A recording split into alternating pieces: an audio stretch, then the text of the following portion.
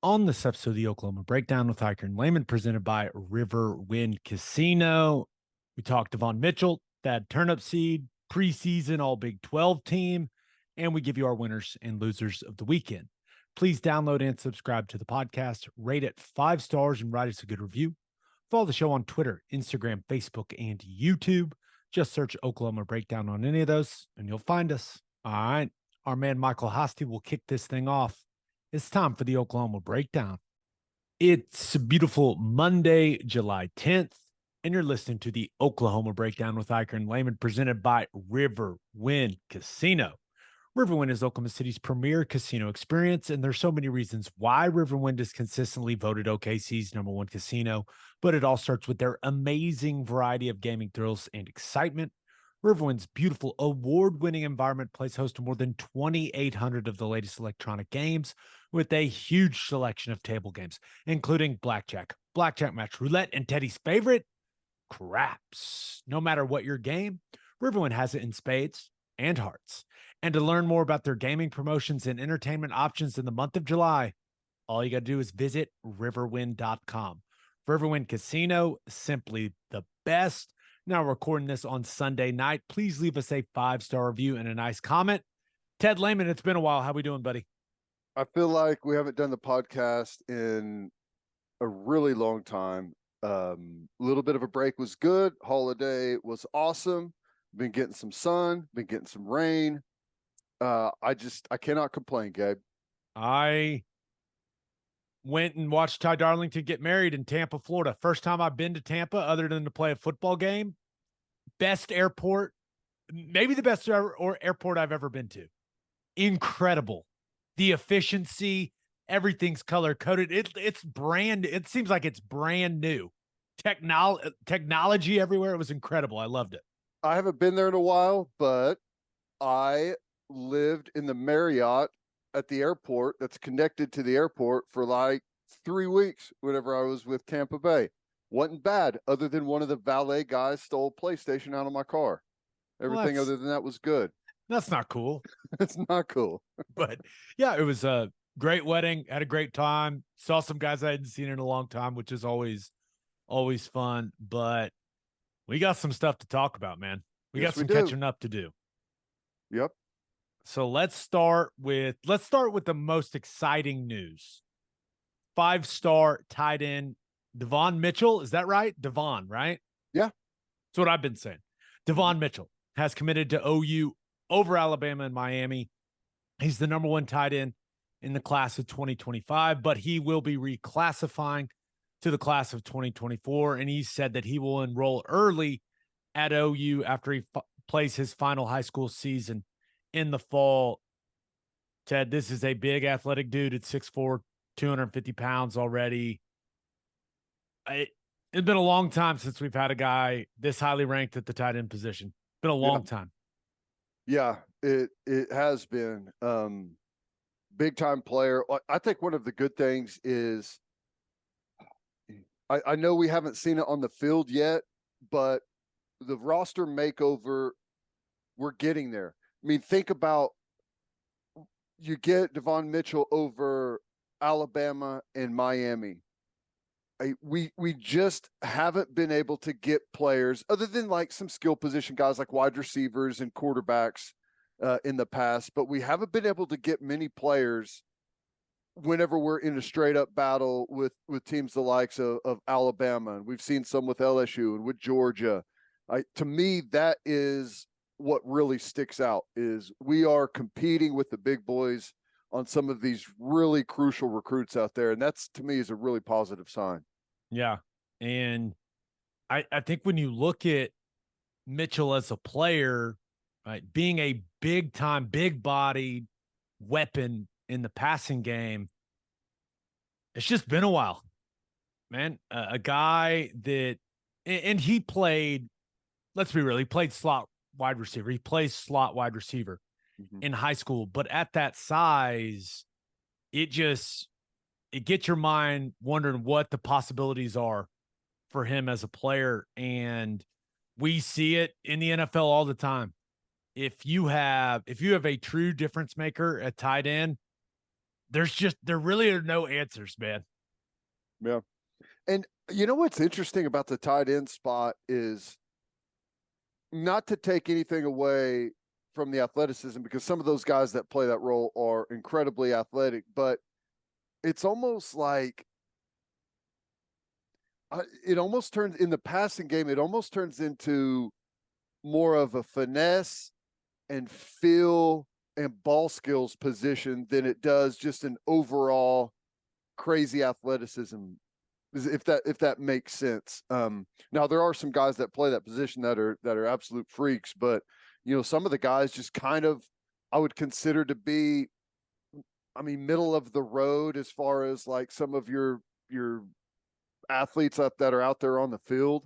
So I'm interested to see how athletic he is, and just watching some of the highlights, because it's really all you have access to. It looks like he's got a pretty good feel for finding open space. I liked, seems like he's coached well, like his releases on some of his routes. You could see him having an inside or an outside stem. And I don't know. I feel like the ceiling is incredibly high, but I just don't know enough about him other than his ranking and the schools that wanted him to kind of, have a picture of what type of player he's going to be.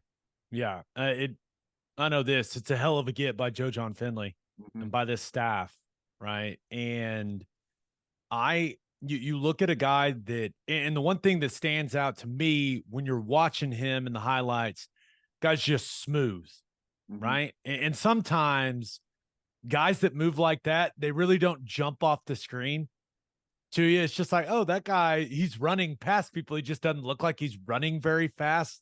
And it kind of plays a trick on your brain. It's like the finesse. That's the kind of what I was talking about. It's almost like the old man basketball game, right? You look up and it's like, how do I guard this guy? Yeah, this guy's smooth. But the one thing I did like seeing, and I know he's blocking guys that he's probably outweighing by 50 pounds out there on the edge. He was putting some kids on their asses and looked like he enjoyed doing it, which who knows how big of an element that's going to be for his game at Oklahoma and Levy's offense. But the fact that he's already that willing and seems to really embrace the physicality of blocking, that allows you to use him in so many different ways.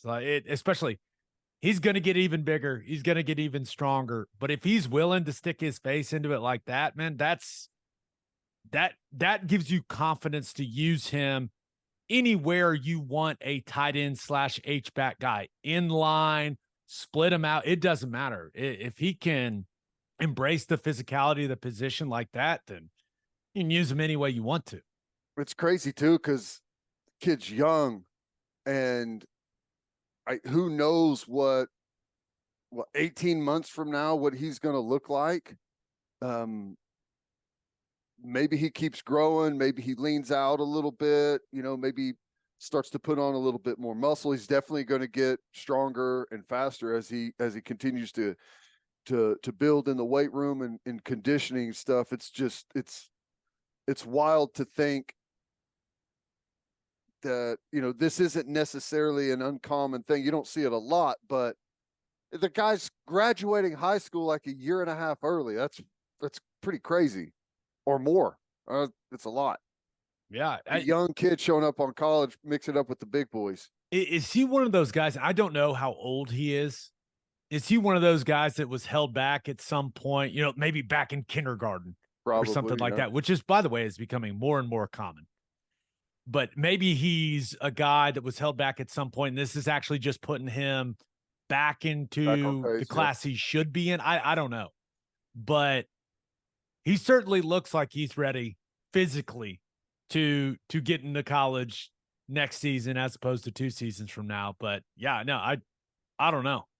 And I was surprised to see that he's only 6'4", because some of the pictures I had seen, like whenever he was at the Champ U barbecue, or maybe it wasn't Champ U barbecue, but he was on campus next to his coach, Joe John.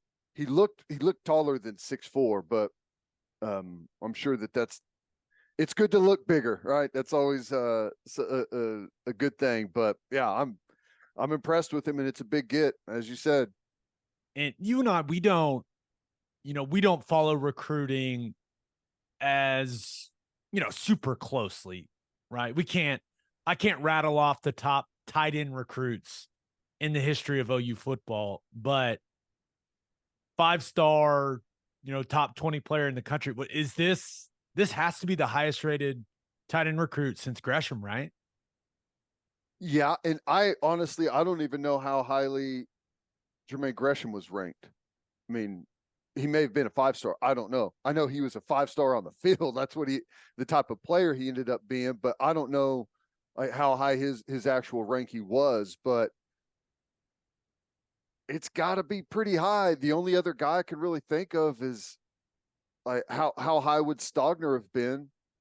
Yeah. Because Andrews was kind of he was listed as like an athlete, I think, coming out of Arizona, wasn't he? Yeah, he was a highly recruited guy, but was because he was a wide receiver in high school. And was Now he's adamant about not playing tight end, wasn't he? If I yeah. remember right, did not want to be like an in the box tight end. It turns out the coaching staff knew what they were doing. That's right. It has worked out for our man Mark Andrews. He's now arguably the best at that position in all of football. But yeah, I was just trying to think. I mean, this is, and it just made me realize we've talked about the need for a playmaker this season at the tight end position. Not to put too many expectations on the kid, but this is the type of player where you look at what the tight end position looks like right now, what that room looks like. When he gets here, you're expecting him to contribute right away if he can figure everything out, when it comes to the playbook and everything. And I don't know if that's fair or not, but it feels like that's just the way it's going to be. Yeah, there's no doubt about it. Yeah, and you mentioned it, given the status of that room, and we may feel a little bit. It's not that I feel bad necessarily about the tight end room right now. It's just we've got literally no experience outside of Stogner. I mean, no one else has really done anything, hardly played any snaps at all of legitimate big time football. And maybe through this season we get some good development there. We find out we actually do have some good depth because we've got good athletes there and some kids that were highly recruited. We just haven't seen what they have to offer yet. There's been some injury problems there with that group. So that group just in general needs to have a really good summer, really good training camp, and a good fall. But I can't imagine a scenario where he's not going to be fighting for, really, really solid playing time right out of the gate whenever he shows up. Yeah. I mean, that's the way I see it. But one other thing about Mitchell, I saw some fans don't get caught up in how the reclassifying changes his ranking and all that. The guy's a stud. I mean, don't worry about it. Don't get wound up about it. It's fine. It's fine. He's a really good football player at a position that this team has a huge need at from what we've seen up to this point from the guys in that room. So don't let him, if he goes from a 5-star to a high 4-star, it's fine. It's fine. We will all survive. Just remember it. The guy can play. So that's all that matters. Totally agree with you. But I just can't wrap my head around how that could happen. It makes no sense. It really shows the entire thing is a bunch of smoke and mirrors, doesn't it? Well, I would say, hey, and once again, I don't know enough about the tight ends in the 2024 class. Maybe the 2024 class is a strong tight end class, right? But if you're going to compare a kid to kids that are a year older than him, yeah, he's probably going to fall down in the order just a little bit, right? He's still going to be a top 5 tight end in the country. I don't get too caught up in the ranking stuff. Now I realize they've got to produce top 10 recruiting classes year after year after year to be competitive in the SEC. I totally understand that.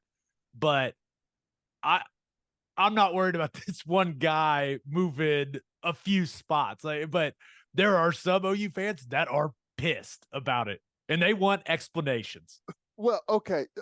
I totally get that. And I understand that if you move him into a new class, he'll be ranked against different players.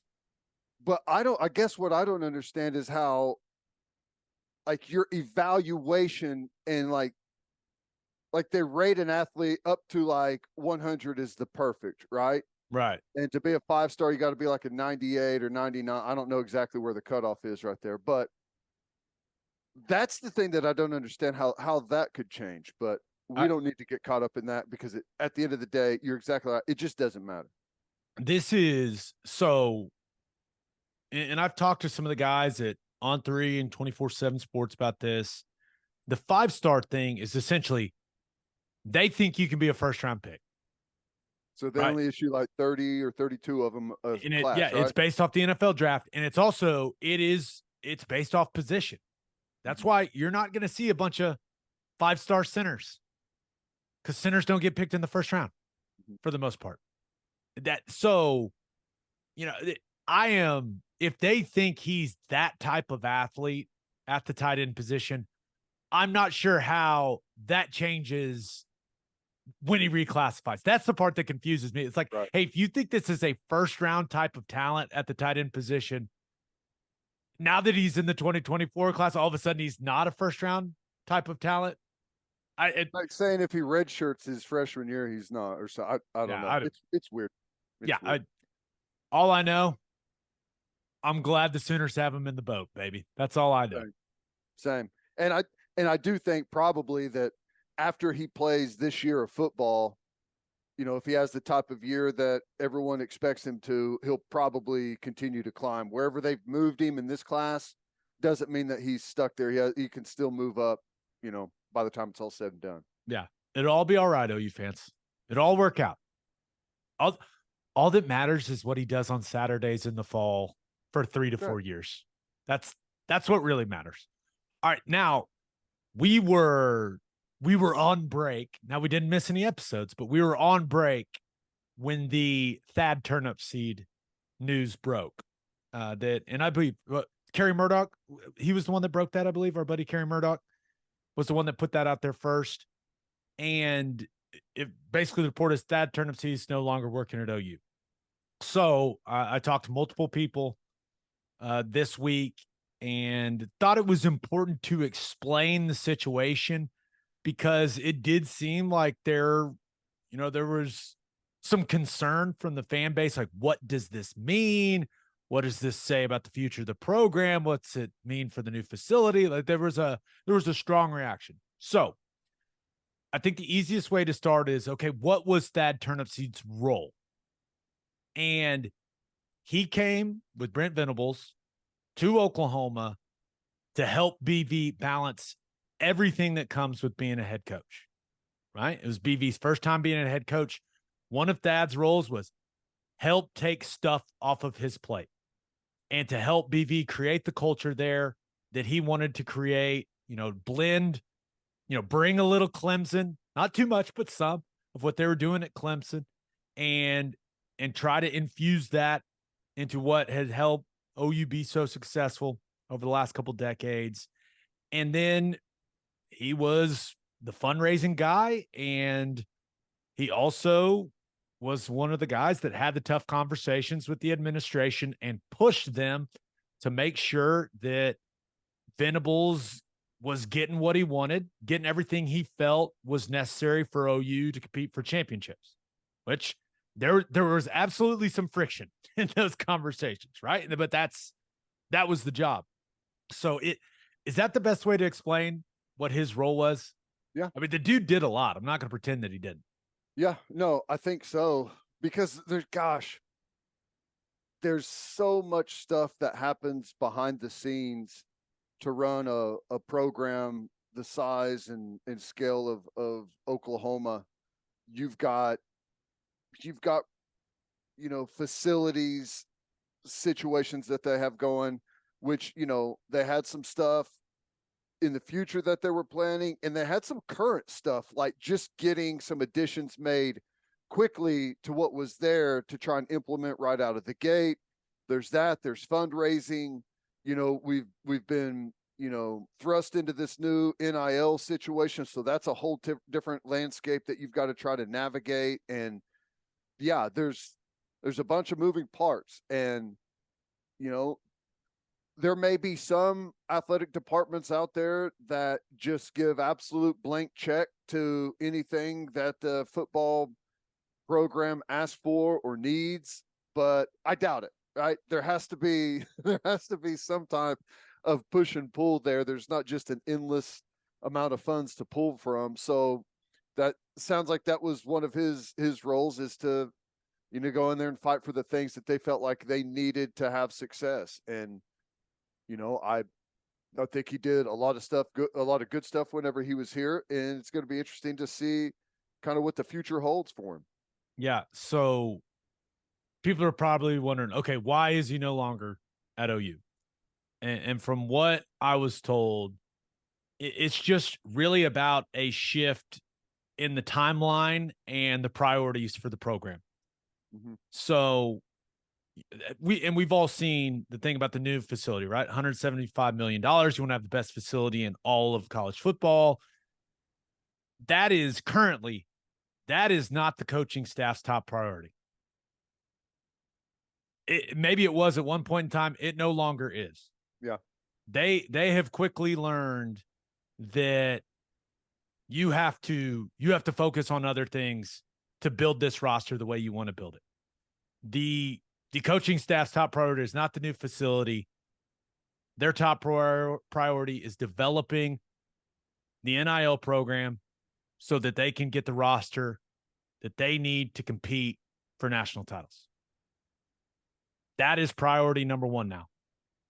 So as a result of that, I think Thad looked at this situation, was like, do I really need to be here every single day? Right. Remember, away from his family, he's got kids, you're trying to spend time with your family. And I don't think now that the new facility isn't priority number one, and he's not working on that every single day. I think he looked at the situation and he said, I can go use my skill set other places, right? Let's say Nick Saban calls him and says, hey, Thad, I need your opinion on something. I want you to come be a consultant on this. Or Dabo, right? Guys that he's worked for. He can go and do those things now, which I think he would be incredibly effective at. But really, I just don't think I don't think he saw the need to be there every single day if the new facility, which is a big part of what he was about to be doing from a day-to-day aspect, that seems a little down the road, right? So I think he looked at it and was like, okay, maybe it makes most sense for me to go do something else while you guys are prioritizing different things. Yeah, hard to be a project guy whenever there's not a lot of projects going on facilities wise, and that's his construction background, and which obviously he did more than that. But yeah, I mean, it makes sense, and that's the thing. I think that's what NIL has shown a lot of people, myself included, that the game has changed. I think, like, even Venables, I guess, would probably say this, that I think there was a lot of hopes of what NIL was going to be, and what we've found is more of a runaway train type of situation. And as kids start to come out and see what the recruits from their schools or guys that they whatever played with on 7-on-7 teams or whatever start to get these NIL deals in front of them, like, that's the new norm. Like, that's going to be the new expectation. It's not a, wow, look at what I might be able to get. It's like, this is the game. This is like the contract situation. And, I liken it more to NFL free agency than I do anything else, because it's not a draft. You don't have first shot at them. This is free agency, and the NILs become the biggest thing. There was a long I mean, probably a 25-year run or so where facilities were the main, like the go-to currency for recruiting, right? You had the best of all of these things. Look at where you're going to live. Look at your locker room. Look at your weight room. Now it's all about the money in the bank account, which I totally understand. You know, I remember back in the NFL, before they had gone through a big facilities upgrade across the league, there are some places that had horrible facilities, but they'd get free agents in anyways. Why? Because they offered them the most money. When it comes down to it, it's a big deal, but when it comes to money, comparatively speaking, it's never going to hold as much weight as it used to. They don't mean nearly as much as they used to. Mm-mm. I think facilities are pretty far down the list of what a top recruit cares about. Well, number one, the money, and number two, at this point, everyone's got good facilities. Like some Right. are better than others, but like even like you go to like an Iowa State or just some of these previously lower tier schools, and you look at their facilities, it's like, well, way better than what I had when I was in school by a long shot. I mean, that's pretty much across the board. Yeah, and OU's current facilities are great. Yeah. Now, are they the best or the most efficient? No, they're not. They're plenty good enough. I talked to multiple OU coaches about this whole thing, and they said there has not been one of these top recruits, right? They've just had a huge recruiting month, right? Not one of those top recruits mentioned facilities. They don't care. No. They don't care. It's plenty good enough already, right? And hey, I'll tell you, we won a national championship out of a locker room that's about as big as the cold tub area at their current facility. So you can be done. Yeah, and I remember leaving OU and signing with the Titans, and I was like, man, OU stuff was so much nicer than this. And the best NFL team I played on, and they've probably redone it by now, but I walk into the Saints locker room and I was like, this is, or like the cold tub, hot tub area. You're like, dang, this needs to be redone. That was the initial reaction. Like, this needs to be redone, but it didn't matter. You had Drew Brees and Sean Payton.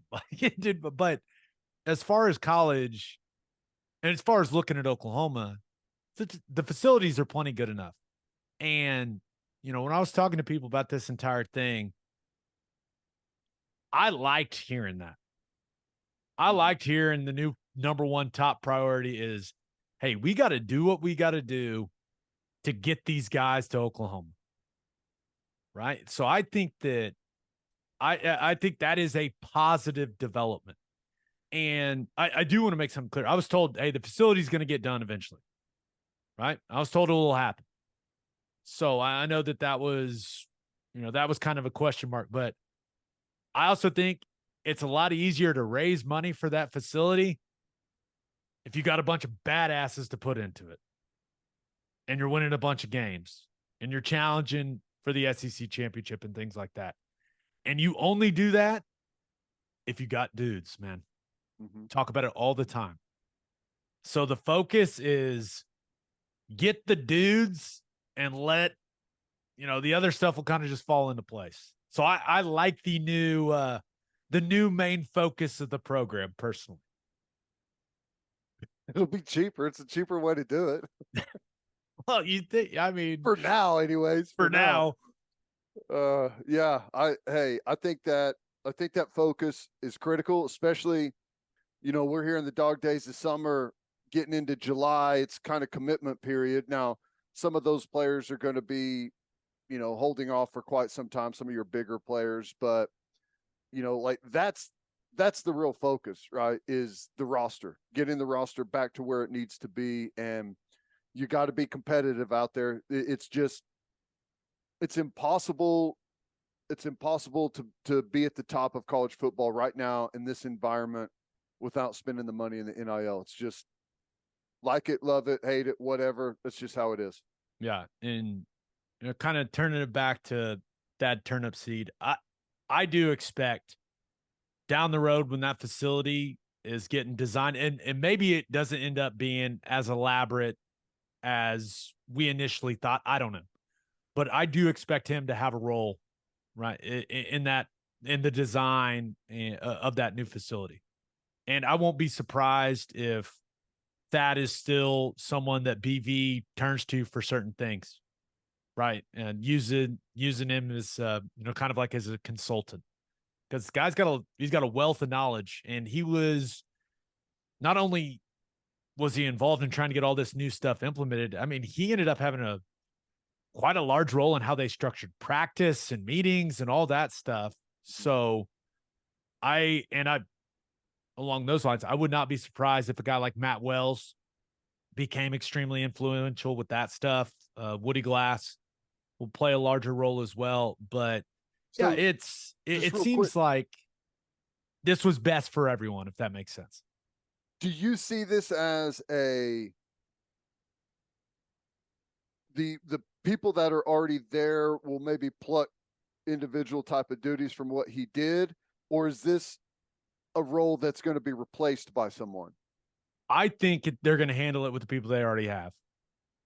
So from what I was told, it doesn't sound like they're going to go hire someone else to serve this purpose, if that makes sense. Kind of parcel out his duties to some other people.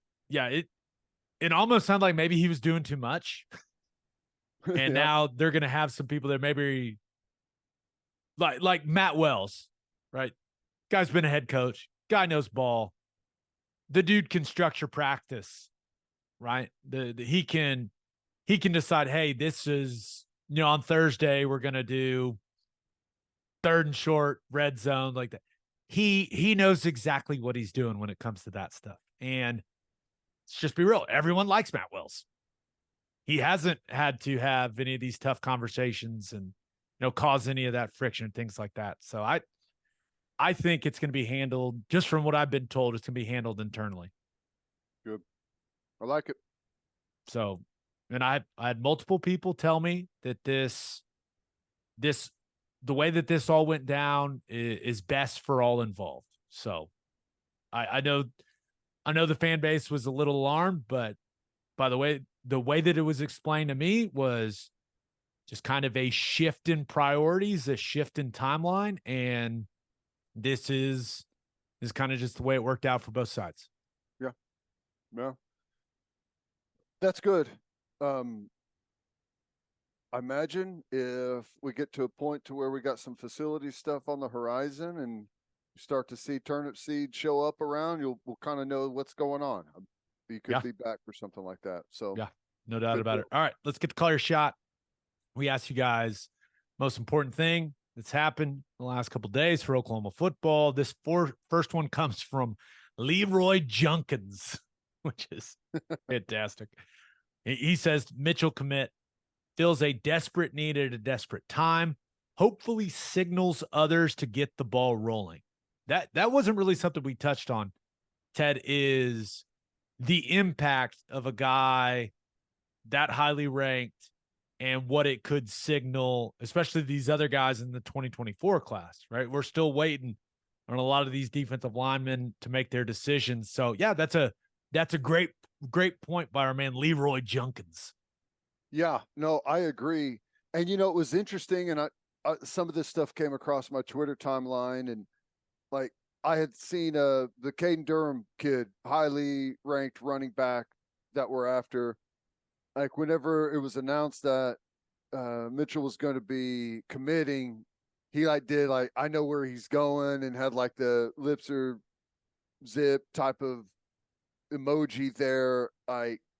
It sounds like there's maybe a handful of guys that are kind of all together and all on the same page, and maybe things are going to be coming out on a little bit different timeline. I don't know. Maybe that's me looking too much into it, but it always does feel like if you get one or two big name guys, everyone else maybe feels a little bit more comfortable and wants to get in on the action too, maybe step up their timeline a little bit. I don't know. We'll have to see. Yeah. Mitchell, I mean, he came out and said, I'm trying to get all these guys to come join me. So love hearing that. Yep. Love hearing that. All right. This other one comes from Just a Dado. I think just a Dado. I think that's right. The field was resurfaced. I love new grass. Put a new field in. I was there. I was there when U2 had the concert at the stadium. They bought us a new field, I guess, after it. The original grass was better. That's my fear. My fear is that this new fancy grass isn't going to be as good. Yeah, we'll have to wait and see. And I don't know. Maybe it's me. Not a. I don't know a whole lot about this world, but it seems late in the game. I know it's just July, and what it happened maybe a couple weeks ago. But I feel like you want to give yourself as much time as possible, and maybe this is plenty, but got to get a good deep root system in there, Gabe, if you want the cleats to dig in. You don't want to be peeling stuff up. I hear you. However, I've got the ultimate faith. I've got the ultimate faith in the grass guys for Oklahoma. They always have that field looking incredible, right? I say it all the time. It's the best grass field I've ever played on. Just holds up. It's fantastic. So I got faith in them. I assumed this was the exact right time to plant the fancy grass. Yep. And we all know we've got state of Oklahoma got more grass people than we need right now. So there's plenty of people that know what they're doing in that department. There you go. I see what you did there. All right. Birthday shout outs. Welcome to the world, Elliot June Priest. And welcome to the world, Jada Deviney. Happy 6th birthday to Haven Gregg. Got to be related to Kelly, right? It has to be. Happy 10th birthday to Eli Andrews. Happy 13th birthday to Kinley Howard. Happy 27th birthday to Jordan J-Man Crawford. Happy 29th birthday to Laura Foshi. Happy 31st birthday to Trenton Patterson. Happy 42nd birthday to John Volbrecht. Happy 61st birthday to Michelle in Tulsa. And happy birthday to Deborah McGuire. All right, let's talk some preseason All-Big 12 team. But first, Love's Travel Stops is now offering a nationwide 10-cent per gallon discount on gas and auto diesel. Just download the Loves Connect app and scan your barcode on the prompt on screen and watch that price drop 10 cents per gallon.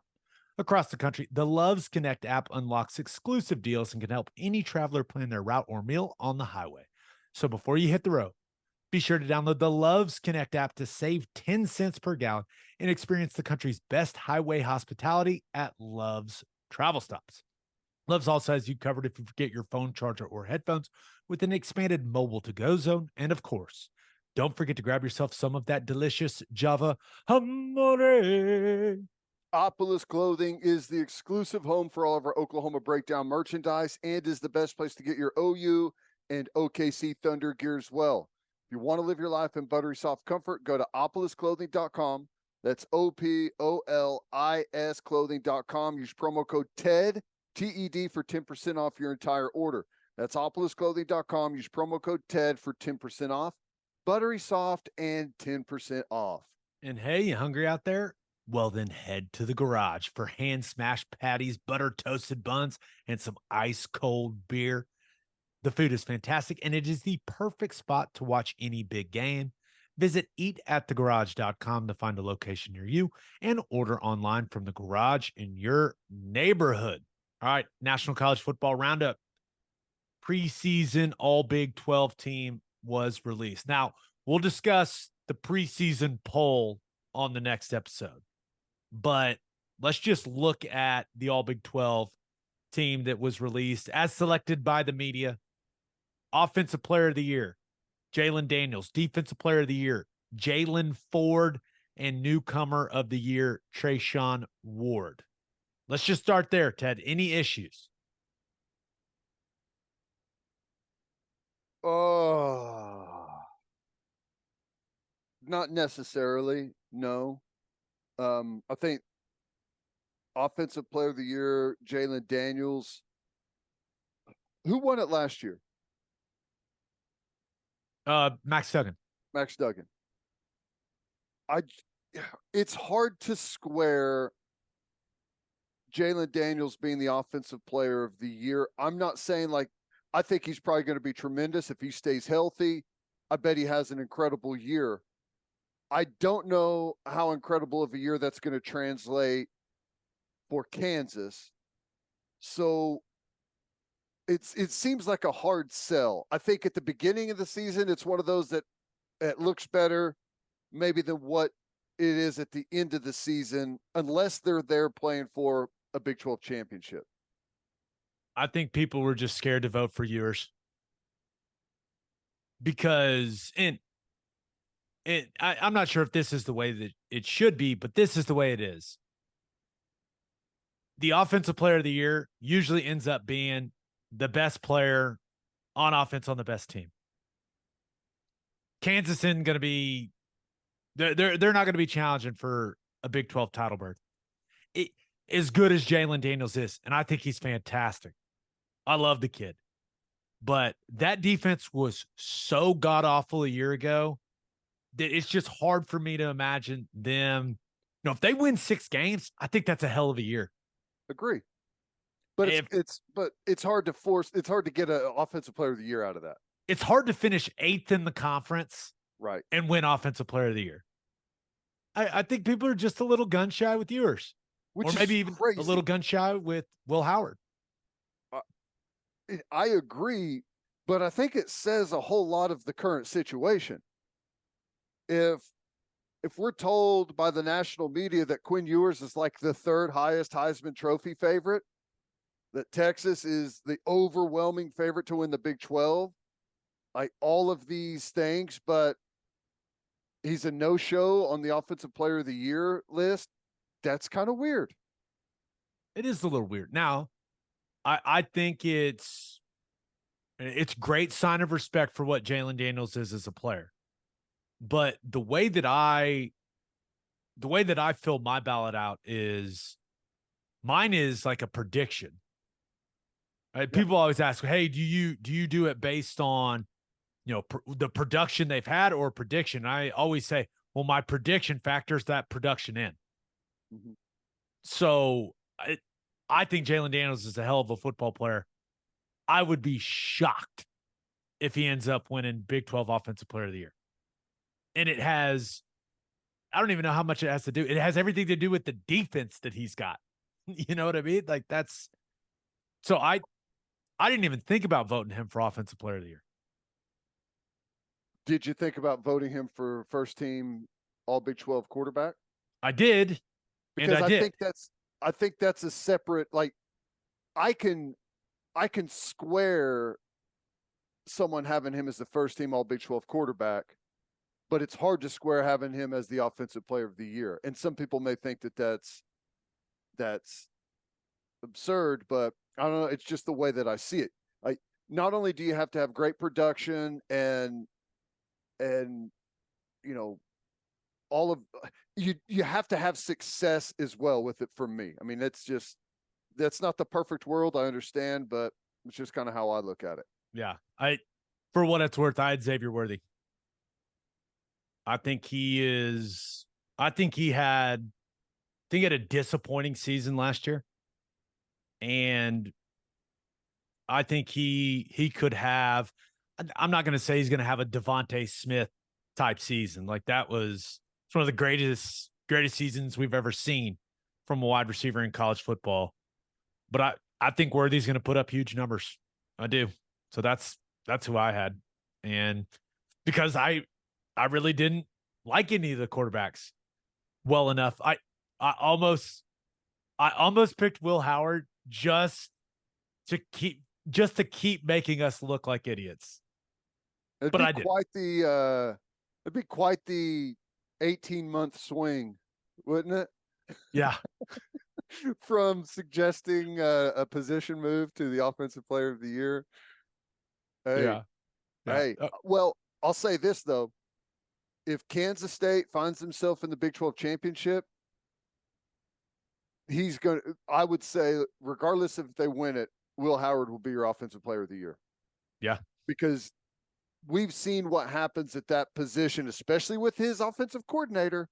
Like, whenever they've got a dude there at quarterback that can do kind of all things, and he kind of fits that role, quarterback power, just all of those things, running game and passing game, it all goes through the quarterback position when they've got that guy. And if he fills that role for him, he'll be your OPY. Yeah. All right. Looking at the other skill positions, running back, it's Richard Reese from Baylor, Devin Neal from Kansas, fullback, Ben Sinnott from K-State. Wide receiver, you've got Xavier Worthy, Jaron Bradley, and Brennan Presley. And rounding out the skill guys, you've got Jatavion Sanders at tight end.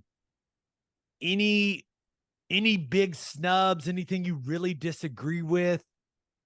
Jaron Bradley is an interesting pick, got great size. He was productive last year, but no, I'm not sure the production he had a year ago warrants him being one of the 3 wide receivers on the preseason list, but I get it, I think, but I really don't know who else you would put on there. You could convince me that Texas should have at least 2 of the 3 wide receivers if the Nayor kid is healthy and ends up being what they thought he was going to be for him. But I don't know. I didn't really know who to make an argument for other, to take Bradley's spot. Yeah. I don't have much of a beef right there with wide receiver. At running back, I think there's a good chance Oklahoma could have a running back this year. The crazy thing is I don't know who it's going to be. But I think of the group of 3 guys that I think are going to factor in the heaviest in the running game, I think someone's going to separate and be the go-to guy. And with how I feel about the offensive line right now, cautiously optimistic. The way I feel about the quarterback running game going to be a bigger factor in our offense, I think, even though I think we were number 1 rushing offense in the Big 12 last year. Correct. I think we will be this year by a huge margin. And I think that there's going to be a running back that's going to get some type of accolades because of that. But I can't put anyone on here because I don't know who it's going to be, but I think someone will make it. Yeah, I think the safest bet would be Javonte Barnes, because you can't pick Marcus Major, right? You just can't. Yep. I mean, is as much as we like him and as talented as he is and as physical as he is, the guy just can't stay healthy. So, I mean, you can't pick him. So some people may think Sawchuk, but I think Barnes is more of the do everything type of back. We've seen the most carries from him. He's a physical and seems to be a durable guy. I know he had some injury stuff this spring. I think Sawchuk may be maybe the best home run threat, but does he got the makeup to be able to go through a grueling full season? And we got some young bucks that are going to be factoring in too, but I would agree with you on Barnes being the most likely. And I think our running backs are going to have the biggest season we've seen from the backs in a while. Yeah. Wide receiver, and this is something we've talked about quite a bit since the season end. Let's see. Got to prove it, man. I mean, Jalil Farouk can look at this and be all kinds of pissed off, and I hope he is, but got to produce. You got to produce, and that's how you end up on these lists. And there's not a guy in that room that, frankly, has earned to be on this list. You think there's any chance you could get a guy like maybe Andrell Anthony as newcomer? That was definitely one of the things I wanted to discuss. Like, who for OU, who's most likely to be newcomer of the year? And I think there's 2 main choices: Andrell Anthony, and I'm so intrigued by how they're going to use McCullough, man. I'm not giving up on him, right? Even though you and I think we've done a good job of maybe tempering some expectations for him and what he's going to be this season. but we did see a few flashes where you're like, okay, what could this be? And let's not forget our man Bothroyd. We love Rondell Bothroyd. He feels like a guy that's going to have 8.5, 9 sacks, like perfectly spaced throughout the year, to where you look down and like, wait a second, he's tied for the lead in sacks in the Big 12 right now. You know what I'm saying? It's I think that there's a case for that. And gosh, I don't know. Rouse at left tackle. Like, what's the cutoff for newcomer? Newcomer, that it's if you're new to the conference. Okay. But an offensive lineman's not winning newcomer. Right. No, I'm with you. As excited as I am to watch Rouse play, right? And what I expect him to be as a player, if offensive linemen were considered for it, which they aren't, I think if he plays up to his ability, he'd be in the conversation. But I could see, I think Andrell Anthony would be my answer. Like, if I had to put a bet on it. Because he may catch, 6 or 7 flashy deep balls, and if you can do that, you got 7 receiving touchdowns. I mean, that would have led OU last year in receiving touchdowns, or tied, I guess, with Braden Willis. Yeah. So, yeah, I mean, I could see that being the case. It's like everything else. I think if in almost any of these positions across the board, I think Oklahoma they got plenty of guys that we could say could pull off being a first team all Big 12 at this position, could be a newcomer, but it's nobody cares until we see it at this point, right? Right. Now, one sneaky name for wide receiver when it comes to postseason all Big 12 awards. Every TCU person I talk to tells me John Paul Richardson is the first name that comes up every single time. They bring him up before they bring Chandler Morris up. Like that probably doesn't make Oklahoma State fans happy, but I'm expecting this guy to absolutely tear it up from what I've been told by people that are close to that program. So we'll see, but it sounds like he is fitting into Briles' offense nicely down there in Fort Worth. So I'm interested in that. I'm just a little nugget. I'm just trying to think of like what role. There's a lot of production to replace. Remember, Quentin Johnson gone, Tay Barber gone, Darius Davis gone. I'm just trying to think of whose role he fits the most of those guys. I mean, because I guess I don't know his speed numbers. Is he a burner? I don't think so. I think he's going to be a guy that's kind of carving you up in the middle of the field. Yeah. But who knows? Interesting. It comes up every time I talk to someone over there. So we'll see. But I'm assuming you have zero complaint about Jatavion Sanders because you and I both love him. I think he's incredible. I think he's like, whenever he looks like he was made in a tight end lab. Yeah. Yeah. Whenever we talk about the OU Texas game, or people talk about, what Texas may or may not be this year, I'm the only thing on that team that really worries me is Jatavion Sanders. Worthy's going to get he's going to make some plays on you, right? They're going to scheme some stuff in the running game. They've got a really good offensive coaching staff. Defensively, they got a good coaching staff, but there's no one on that side of the ball right now that I feel like could just own the game. But to me, Jatavion Sanders is a guy that can turn your lights out. There's not a whole lot you can do to help cover the tight end like you can a receiver. Like, you can play zone and go over the top, one under, one over on a receiver. You can double those guys way easier. It becomes way more difficult to double tight ends because you just don't know where they're going to line up. He could line up as a fullback in the backfield, right? So he's the guy that worries me the most whenever we talk about Texas. Yeah, he's a stud. that I'm expecting to have a big year. Just the sooner people realize Texas offense is going to be legit. Mm-hmm. The big question mark's that defense. Now, looking at the O-line, preseason All-Big 12 team, we've got Kingsley Suamataia from BYU, who is a large human being, like 6'6", 315, good player. I like him. Mike Nowitzki from Kansas, Cooper Beebe, who is back for what seems like his 17th year at Kansas State, Kelvin Banks, who had a very impressive true freshman year last year for the Longhorns, and Zach Frazier, who is undoubtedly, in my opinion, the best center in the Big 12 Conference. I didn't have Suamataia on my list. I had Tyler Guyton. I've said it, I don't know how many times now.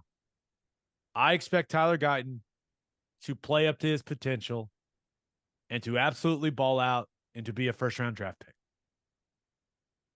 That is my expectation for him. And now I was with Beanbo at Ty Darlington's wedding this weekend. Said he may be the most talented player he's ever coached.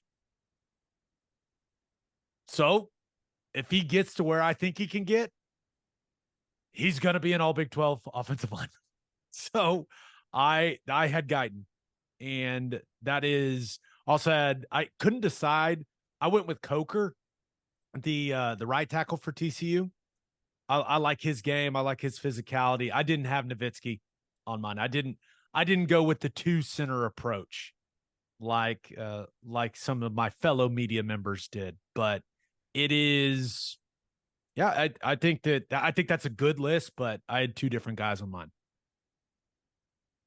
I think the other name that I think people are going to wonder about is Andrew Rame. Because there's been a lot of talk and frankly a lot of hype for a long time with Andrew Rame. I think he's going to be poised to have his best year. I think perhaps, and to get your opinion on it, like having the kid from App State come in and push him at center is probably going to be really helpful for him. Is there any way that you see him making this list? And if he does, what does that mean? Like, what did the year look like for us? Yeah, I think he's a more physically gifted player than the Nowitzki kid from Kansas. There's a couple of main issues I've had with Rame, and I think he's going to have a great season. I really do. I think you're right. I think he's going to be as motivated as he's ever been. My hope is that it kind of all just comes together for him this year, and he plays himself into, like, he could, with his physical gifts, like, he could be a third round type guy. He could be a day 2 draft pick, but we haven't seen it all come together. And, the number one issue is, like, the guy has not been able to stay healthy. Yeah. And that's tough. I mean, especially you've had multiple surgeries now, like it's tough. And it has prevented him from having the type of off season he needs to have a couple of times now. Mm-hmm. Right. And those missed reps, whether you're talking spring ball or in the weight room like that, eventually that deficit kind of grows and grows, but he's extremely talented. If he plays up to his talent level and uses his hands a little better, there's no doubt he could be an all Big 12 center. Yeah. I mean, there's no doubt. Now, Frazier, I really like that dude. That guy, he can play, man. He can absolutely play. But there's no reason that it shouldn't be a tough decision for people to make when it comes to, hey, should it be Rame or Frazier when we're talking about the all Big 12 team at the end of the year? That's how it should be. Yeah. That's what I expect. I hope I'm sitting down going, which one of these guys deserves it? Yeah, no, I agree. I'm looking for big things from Rame, man. Not necessarily like that anything has transpired to where now it's all of a sudden I feel like I think someone behind him that is not just solid, but like incredibly competent and is going to push him at that position, I think is going to take him maybe to the next level. I feel like he's had maybe too easy of a situation there and never really been threatened. And I don't necessarily think that he's threatened for a starting job, but he may be threatened that if he misses an extended time with an injury, like it's not just going to be you step right back in. Like you may have to earn your way back onto the field. You know, and I don't know. I just think hopefully that situation brings the best out of him. Yeah. All right. Any other thoughts before we move on to defense? I think that's it. All right. Preseason all Big 12 defensive line. Dante Corleone, which may be the best name in all of college football from Cincinnati. Ethan Downs is the lone Oklahoma guy on this list, offensively and defensively. He's the only one, only Sooner. We got Dominic Williams, who had an awesome freshman season for TCU last year. You got Byron Murphy from Texas, and then Jalen Hutchings, who is a guy that you and I both really like for Texas Tech. Any big time surprises for you on that D-line list? I'm surprised Ethan Downs made it. He was all Big 12 a year ago, which kind of surprised us then. Right.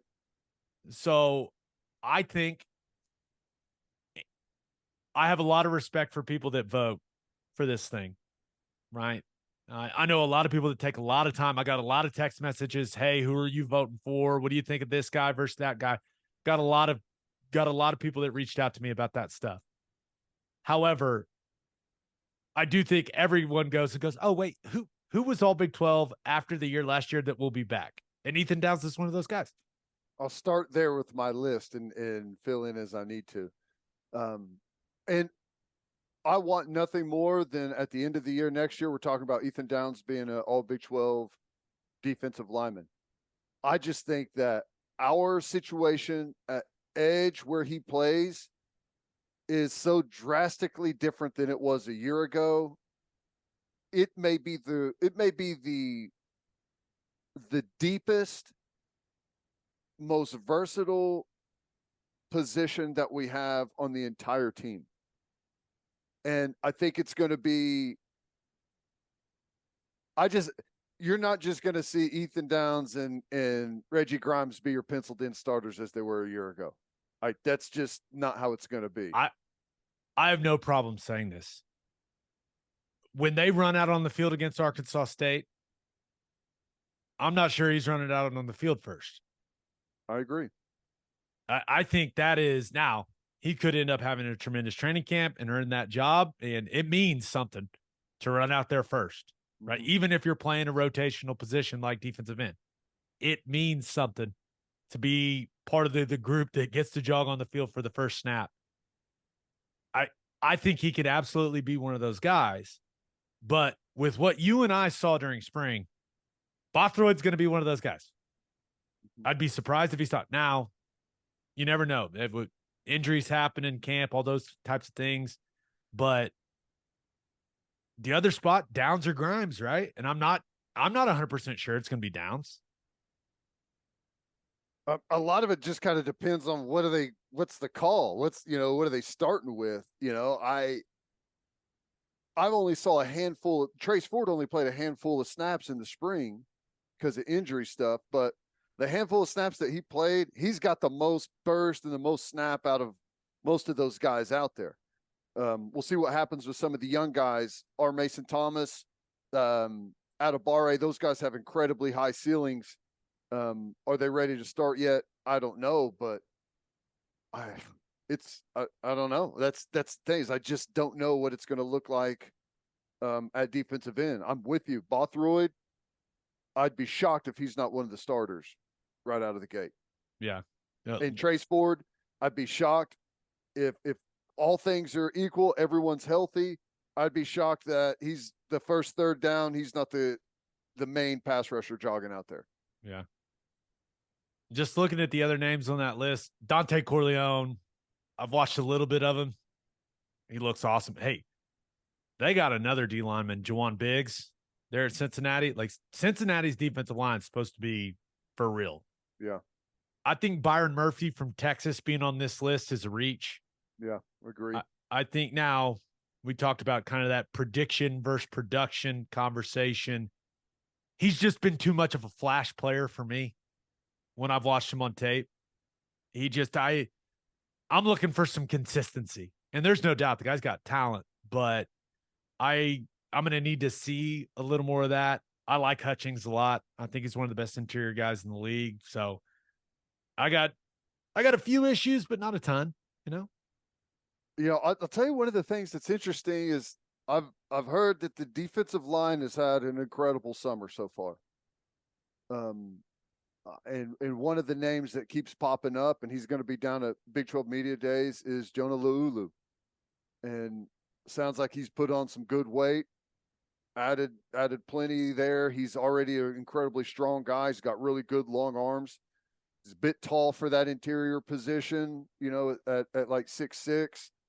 But if he's 6'6" and over 3 bills, like it sounds like he is, I've got high hopes for him.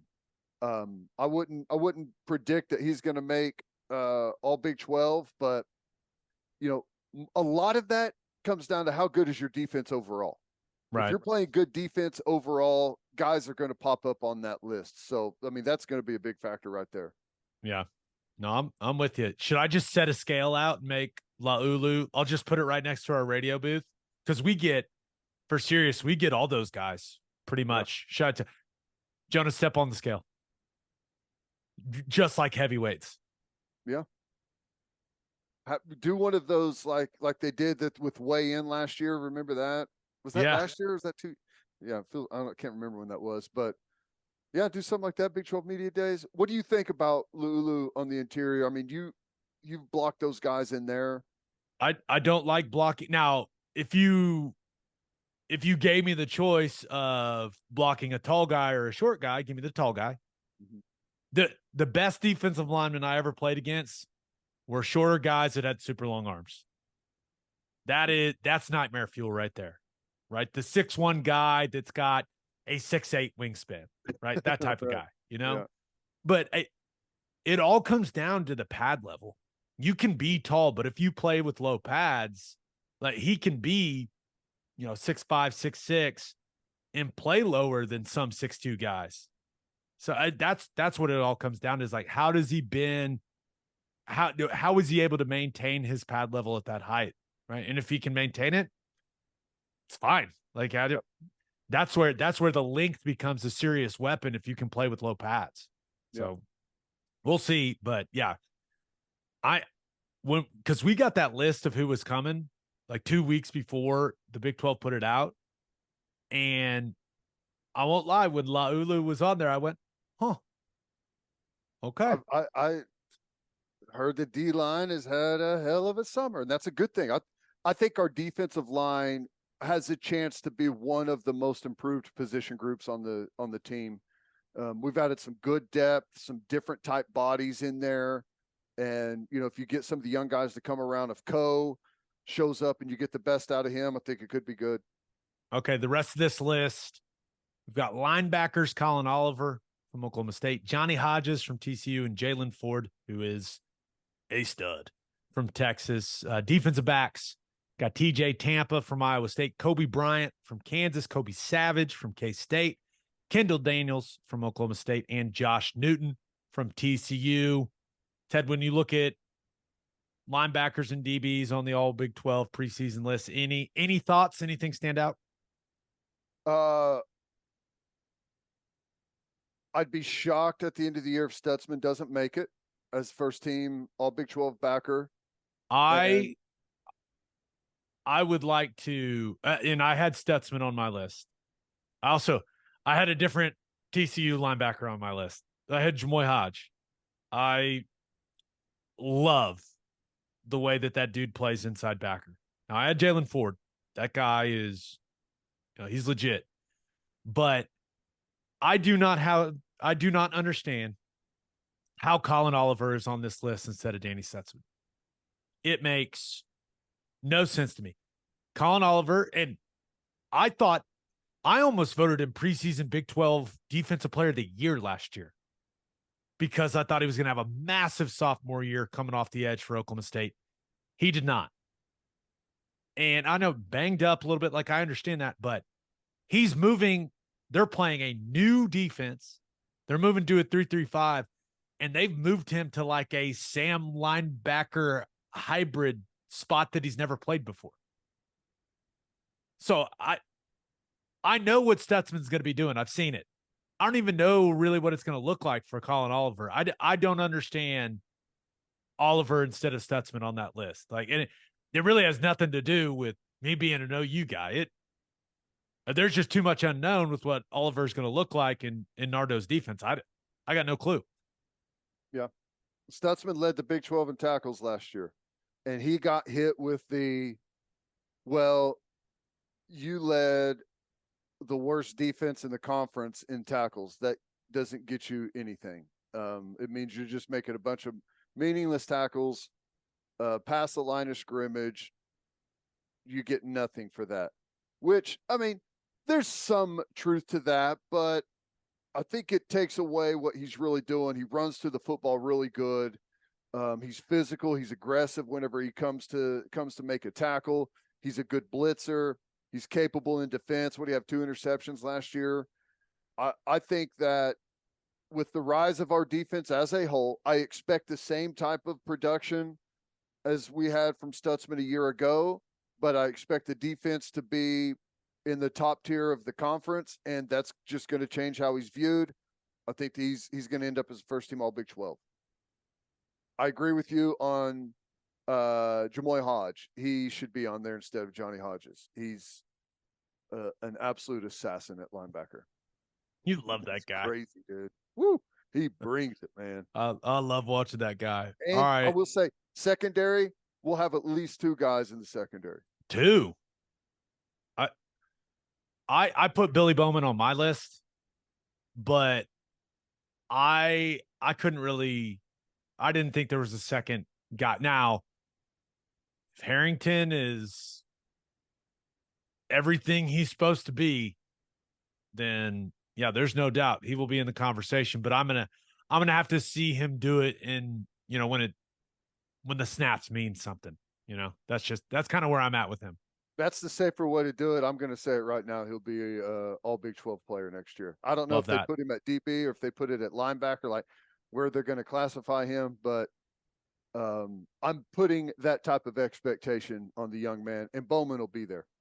Yeah, so I'm with those you. Would be the 2. And I think that our secondary, I'd be shocked if they don't have a great year. Yeah. Need them to. Yes. A lot of experience, a lot of talent. Need them to have a tremendous year. All right, let's finish up with our winners and losers of the weekend. But first, Bishop McGuinness Catholic High School represents a tradition of educational excellence in Oklahoma City. Grounded in a faith-based education, students prepare to meet their potential with an individualized academic path that strives for success. Bishop McGuinness offers a college prep curriculum that includes 22 AP courses, participation in OSSAA athletics, where they've won over 100 state championships, and numerous clubs and organizations for students to join and grow. If you want to provide the best possible educational and spiritual development for your children, contact Bishop McGuinness Catholic High School or visit bmchs.org. Financial aid is available. And attention business owners, you need Insurica in your life. Insurica is one of the country's largest insurance brokers with 30 offices throughout Oklahoma, Texas, and the Southwest. Insurica compares coverage offerings and pricing in order to design a cost-effective, comprehensive program to meet your business's specific needs. Purchasing insurance is only one way to protect your business. Insurica's goal is to help you avoid a loss in the first place. If your business partners with Insurica, you'll save huge amounts of money and control your total cost of risk. I'm an Insurica client, and you should be too. If your business wants to be best in class, connect with Insurica at insurica.com. That's INSURICA.com. As always, Ted, kick us off. Who do you have as your winner of the weekend? I had to go with the British Grand Prix, Formula One. Look at you. You got a lot going on over there right now. Well, Wimbledon's going on as well, but I love the fact that there's a massive celebration whenever you have a couple of Brits go second and third. They don't win the race, but Of course not. They're not Verstappen. Come on, man. And then you get McLaren with a second place there in Great Britain. So all in all, I mean, you can't win, you can't beat Verstappen, but to go 2 and 3, not bad for the Brits. That's good. Little hometown performance. Like that's big time stuff. Now, I've kind of shifted my mentality when it comes to watching F1. I kind of just put Verstappen and what's going on with him over to the side. I don't know if that's a good thing or not. And I kind of focus on the other stuff. I know some people, oh, this is so boring. The same guy wins every time. Well, yeah, that's true. But you can choose to focus on that or focus on some of the other entertaining parts of the sport, right? Like you said, like some British guys finishing second and third in England. That's awesome. I like to focus on Verstappen. I think it's hilarious. Did you see? I think it was last week. Did you see?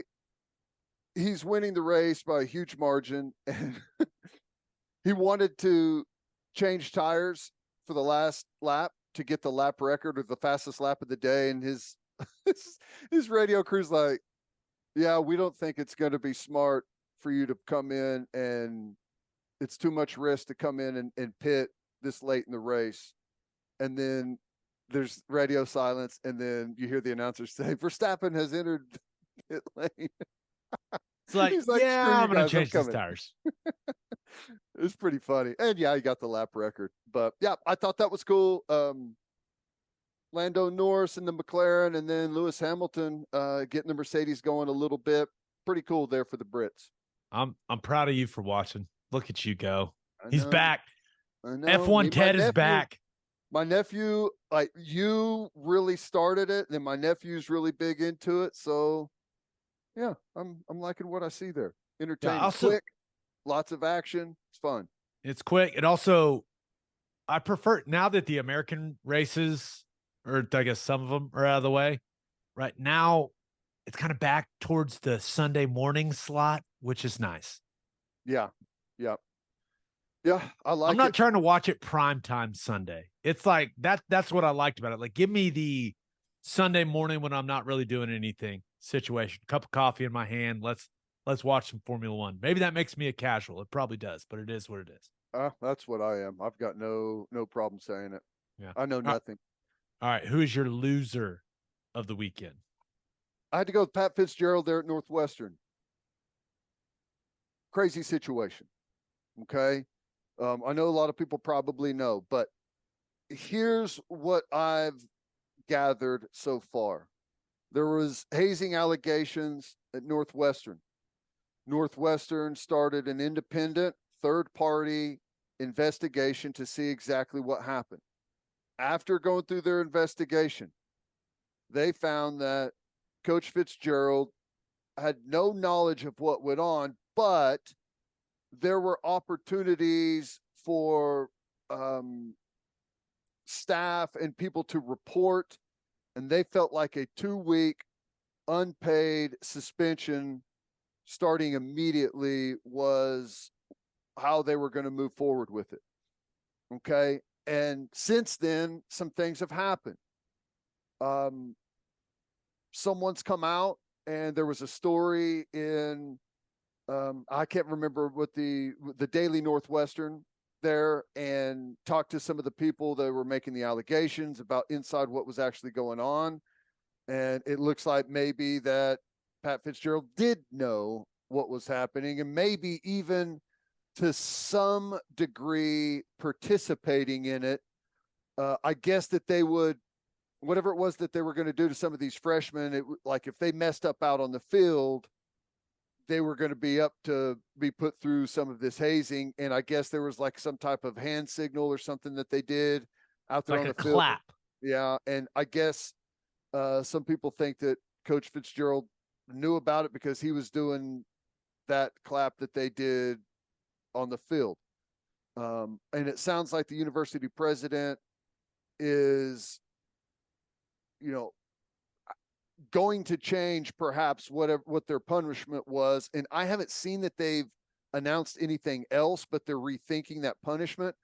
And then the current players, all of the current players at Northwestern put out a letter, a statement in full support of Coach Fitzgerald, that he didn't know, that they're with him 100%, that these allegations have been blown out of proportion.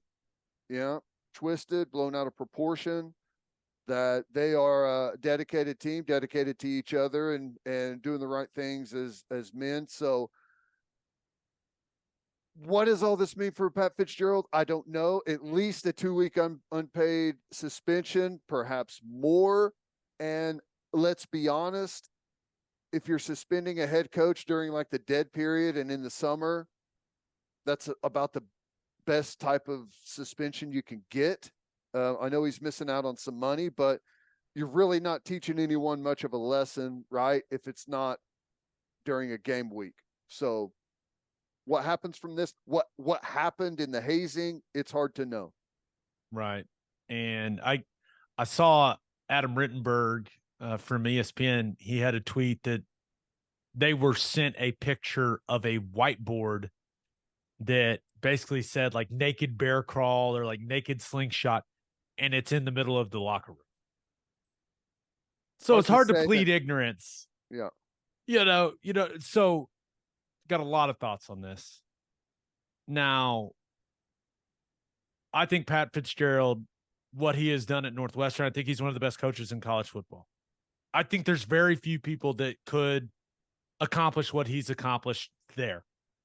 Right? The guy's a legend at Northwestern, right? But you can't let this stuff happen in your program. I find it incredible. I know the report said that they couldn't prove that he knew. That doesn't mean he didn't know.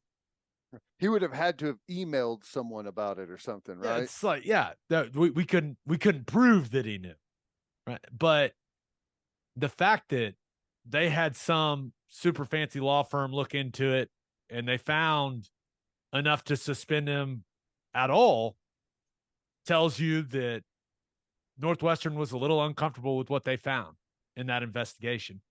And I think whoever the whistleblower player was, they saw Pat Fitzgerald got 2 weeks and they're like, well, I'm just going to tell the newspaper that, and all the details are going to come out, and we're going to let public opinion judge him.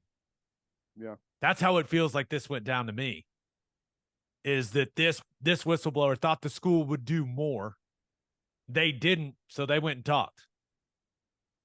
And did Northwestern not think that was going to happen? That's where I was confused. And then the other part is, kind of weird shit are these dudes from Northwestern into? What in the, I'm just, you know what I mean? Weird. Like, nothing like this happened at OU. Nothing. Like, there was no hazing. Maybe I carried a guy's pads when I was a freshman. That's it. Yeah, I think there was some hazing before Coach Stoops got to OU, because I remember hearing some stories about some stuff that went on. I can't remember necessarily what it was. I don't think it was anything like horribly bad. Nothing like this. But I do remember a couple of times, like guys, like freshmen getting their head shaved, stuff like that. But getting your head shaved. This is what I'm having a tough time understanding. Is you're an upperclassman. You've started for a couple years. And one of your teammates comes up to you and goes, "Hey, man, want to put a mask on and dry hump this freshman with me?" Yeah, I'm out. No, I'm good. I'm good, man. Like, what? It's so weird. Like, it's just weird. And where does Shrek factor into all of this? Where does the Shrek thing come from? Don't know. That's what I want to know. I want to know why it was called the Shrek list or the Shrek clap or whatever. Like, I don't know that I want to know any more than I've already learned. We've already been exposed. I read that entire long article from the Daily Northwestern, which the different hazing things got more absurd and more absurd. Car washing. Oh my goodness. What are these guys doing? I mean, what are we doing? I'm just, I feel very strongly in saying that the car wash thing would get someone knocked out. Oh my God. I I don't know. I don't even understand how that goes down.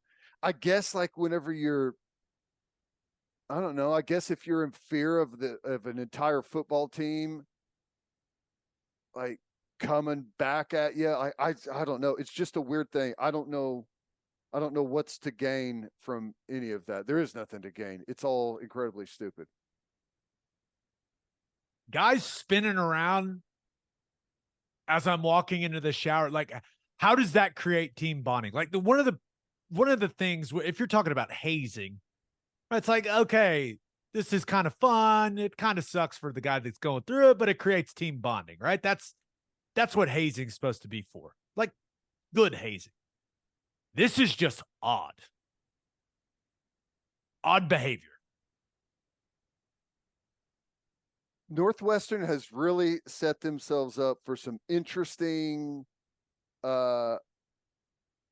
signs or razzing from opposing student sections. Like they're going to be known as a certain type of team from this point on, right? You know exactly what's going to happen. You know what goes down at the Buffalo Bills games. Oh yeah, some objects thrown onto the field. Perhaps. There are going to be some objects thrown on the field. Now, I do think that I do think Northwestern, they have a certain reputation as a university, right? So I don't know what's going to happen to Pat Fitzgerald. I won't be surprised if he gets fired. I really won't. But at the very least, they're going to have to release the findings of that report. Now they may have to redact names and stuff like that, but people are going to want to know. Okay, let's see it. We want to know everything. We want the whole thing released. You make it public. That's what the expectation of a upstanding place of higher education, right? Place that prides itself on its journalism school, right? People are going to push and push and push for them to release that whole thing. And here's the thing, like something like this, whether it's all officially released or not, most of the details will make their way out in one way or another. You know what I'm saying? I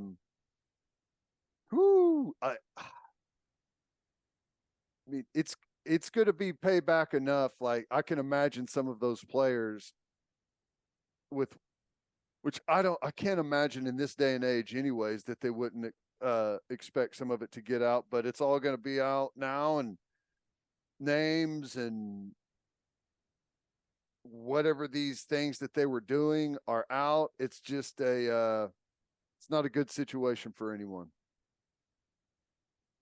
How is this? It's already hard enough to recruit to Northwestern, but now you got this. And that's one of the reasons I will not be surprised if he gets fired. How does Pat Fitzgerald walk into the living room and go, "We need you at Northwestern, coach, or a bunch of guys going to hump me"? Because I don't want to do that. That doesn't sound fun to me. I love academics. I want to play in the Big Ten. That's great. You're a great coach, but I don't want to get car washed. That doesn't interest me. There could be a lot of people that hear about this and their parents are going to go, "You are not going to Northwestern. You're not going." And that's a tough spot to be in. It was already hard enough to get guys into that school with the academic requirements. Now you got this working against you. You got to imagine, like, if you're like a Chicago area recruit or whatever, and it's like, I'm committing to Northwestern. You know what? Everyone's going to be like, oh, are you, huh? Interesting. That's what you chose. Into that. Okay. Right or wrong, that's how this thing works. Not right or wrong. It's wrong, but that's how this thing is going to work for Northwestern. And like kids that want to go there, get offered to play, it's going to turn into a bad deal, I imagine. I wonder if at any point in time, one of the guys, while they were doing this stuff, this turn was like, guys, isn't this pretty weird? Like, this is weird. Did that just never happen? Like, just all went along with it? I imagine there's like I imagine in that situation, you probably have a small group that does the hazing, a small group that's getting hazed, and then a big group in the middle that is like, I don't want to have anything to do with this, and I ain't saying anything because I don't want to end up on the list or whatever it was called. You know what I'm saying? I mean, I imagine that's probably how it's not right, but I imagine that's how you have something like that goes and doesn't really get checked, is because there's a massive part of the group that is like, it's better for me to just shut up and stay out of it. I don't want to be on the receiving end of a car wash or whatever the hell it was. Yeah. I imagine, I am 100% confident that if they would have tried to do that to you, you'd have punched someone in the face. It's easy to say that whenever you're not in the. I mean, peer pressure is a weird thing, but that's just. I know. Like I would that's say beyond right now, strange. I would say now with 100% certainty that yes, before I do any of that, I'm willing to fight and like. And what happens, happens. Go down swinging. What happens, happens. It's easy to say that now, but I know that all of the people that did that before it happened, they would have said the same thing. Yeah. So there's something that happens in that dynamic with those numbers and that amount of people and the amount of pressure that you're under that, And if your head coach is putting guys on the list himself and all this, like, that's where. Not that you don't feel like there's anywhere to turn. Yeah. And I'll tell you, like, I've seen it happen. I don't care how good you are at certain places. If your position group wants to eliminate you just by like things that they can make you quit and leave, no matter how good you are. And I mean, I'm sure that pressure was hanging over the top of people too. I don't know. It's a terrible dynamic. If you have not read the article and you're confused and you're like, why are it's just a little hazing? Yeah. No. Go read the article. It's long, but it's worth your time. It is deep thought put into some of this stuff. And I wonder how long it's been like how long some of these like traditions or whatever have been going on. Someone from Northwestern is going to have to explain to me, why do you want to watch another dude bear crawl naked? You're going to have to explain it to me.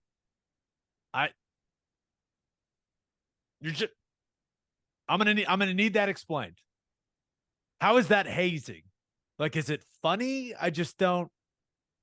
Well, I guess it's the thought is it's like the most humiliating thing that you can do to someone is force them to do whatever these workouts or exercises or whatever are, force them to do it naked or but I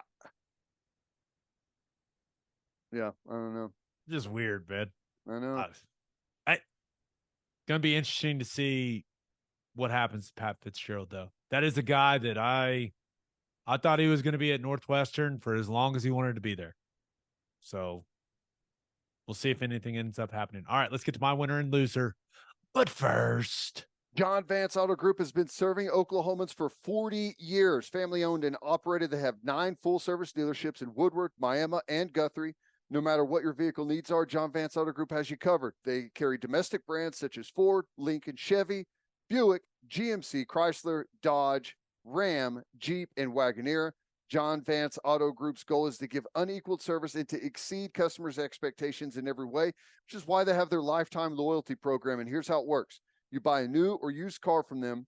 All you have to do is get all of the manufacturer recommended maintenance done at the Vance dealership. And if something goes wrong with the components of your engine, transmission, drive, axle, or transfer unit, they will cover the repair costs. It's a great deal. You can browse their entire inventory or find the John Vance dealership near you at vanceautogroup.com. And First Fidelity Bank is a full-service financial institution based in Oklahoma, tailored solutions for all your personal and business needs. Checking accounts, saving accounts, home loans, and much more. They do it all. Whether it's online banking from your computer or mobile banking from your phone, everything is stress-free with FFB. Making mobile deposits, paying bills online, and moving money to different accounts could not be easier. Come on, people, make your life easier and go bank with First Fidelity Bank. Visit ffb.com for more information.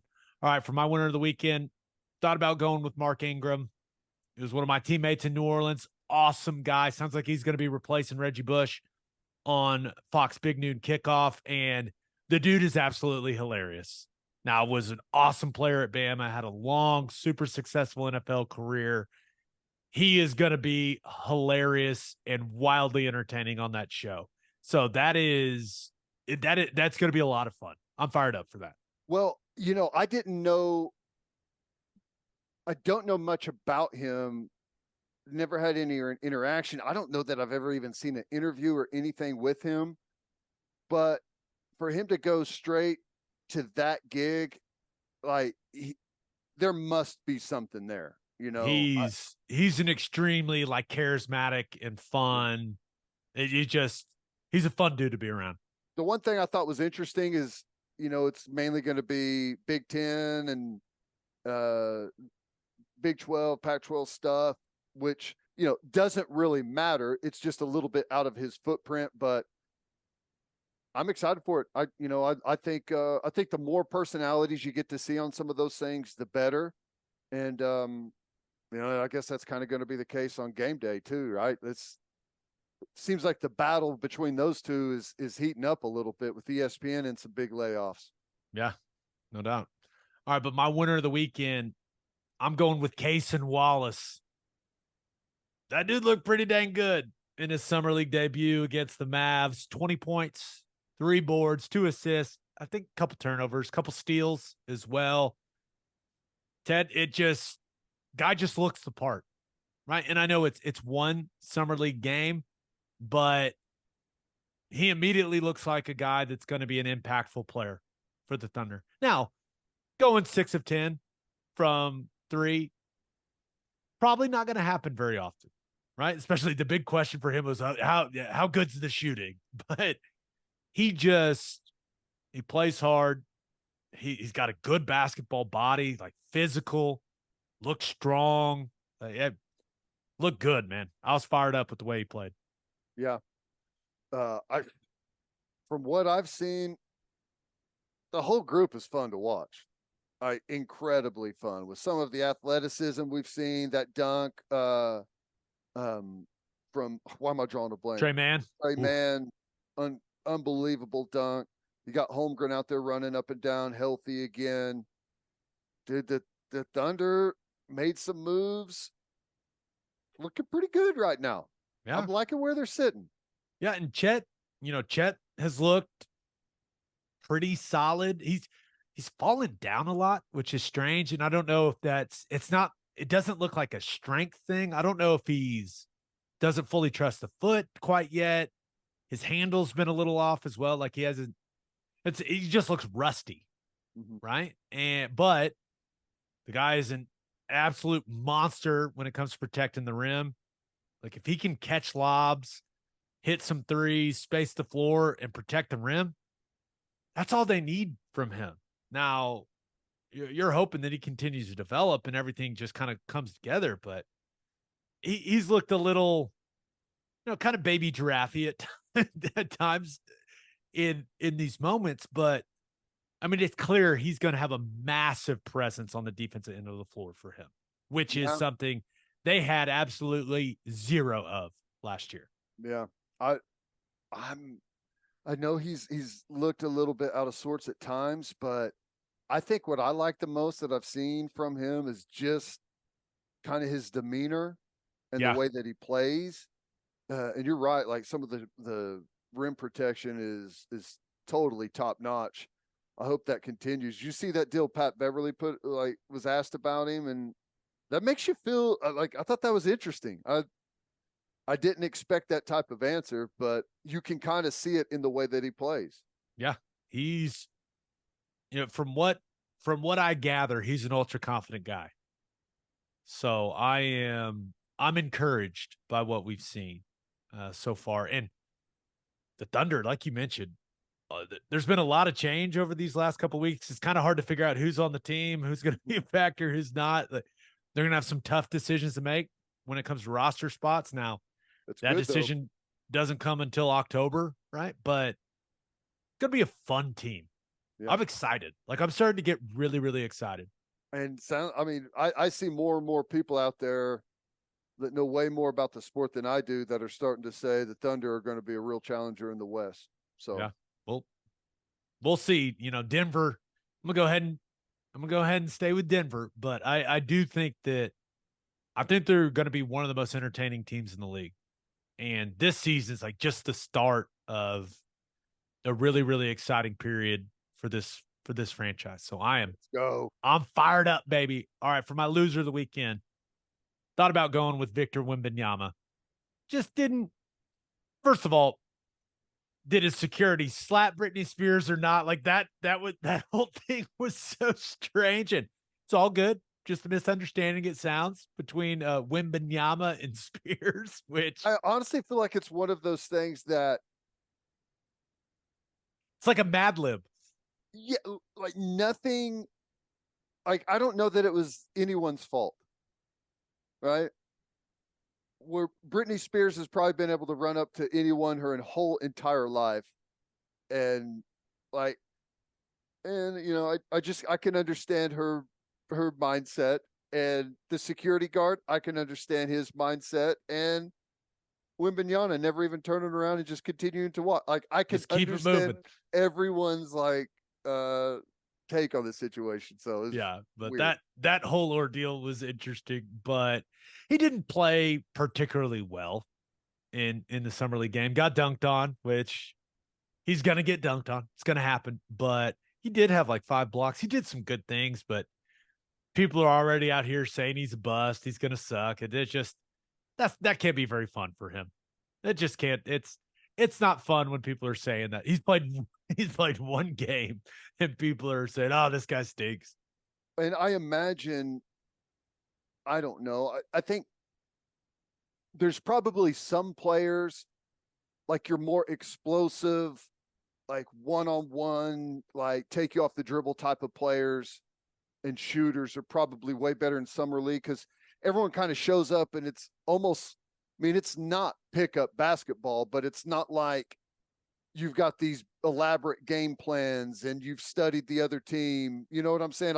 I imagine that's not going to be his strong suit basketball wise. Yeah. And even after the game, he came out, he was like, I didn't know what the hell I was doing, which I respect. It was great. But my loser of the weekend, Bob Huggins. I mean, what in the world is going on? Yeah. What is going on? His lawyers sent West Virginia a letter that said he never officially resigned. He's currently in rehab and intends to return to his position as head coach after he's finished with rehab.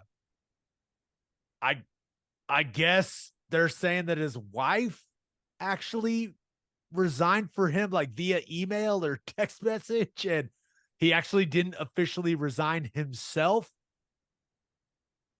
My hope was that Bob Huggins would get right.